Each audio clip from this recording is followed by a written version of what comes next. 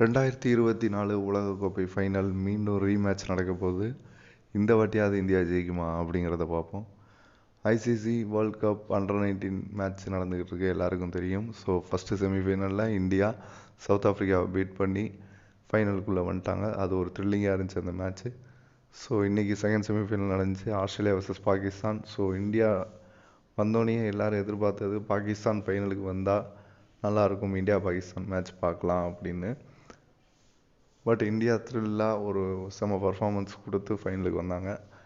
பாகிஸ்தானும் ஒரு நல்ல பவுலிங் பர்ஃபார்மன்ஸும் பண்ணாங்க. அசாத் அவாய்ஸ் அவர் ஒரு 52 அடித்தார். அதுக்கப்புறம் அராஃபத் மின்னாஸ் அவர் ஒரு 52 அடித்தார்.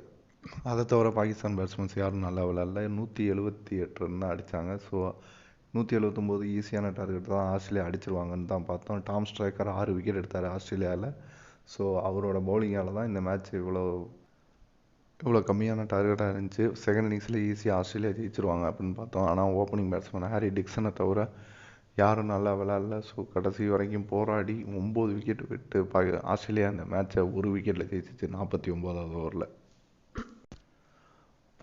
பாகிஸ்தான் பவுலர் அலி அசார் 4 விக்கெட் எடுத்திருந்தார். ஸோ சூப்பரான பவுலிங், நல்ல எஃபர்ட் போட்டாங்க பாகிஸ்தான். இந்தியா பாகிஸ்தான் ஃபைனல் வரும்னு பார்த்தோம். பட் இந்தியா ஆஸ்திரேலியா ஃபைனல் வந்திருக்கு. 2024 வேர்ல்ட் கப் ஃபைனல் யாராலையும் மறக்க முடியாது. இந்தியா ஒரு மோசமான தோல்வி, இந்தியாவில் தோத்தாங்க. ஸோ அதுக்கு பழி தீர்க்கிற வகையில் இந்தியா அண்டர்-19 டீமாவது இந்தியா வேர்ல்ட் கப்பை இந்தியாவுக்கு 2024 வாங்கி கொடுக்குமா அப்படின்னு நாளைக்கு சண்டே மேட்ச்சில் தான் பார்க்கணும். ஸோ வெயிட் பண்ணி பார்ப்போம்.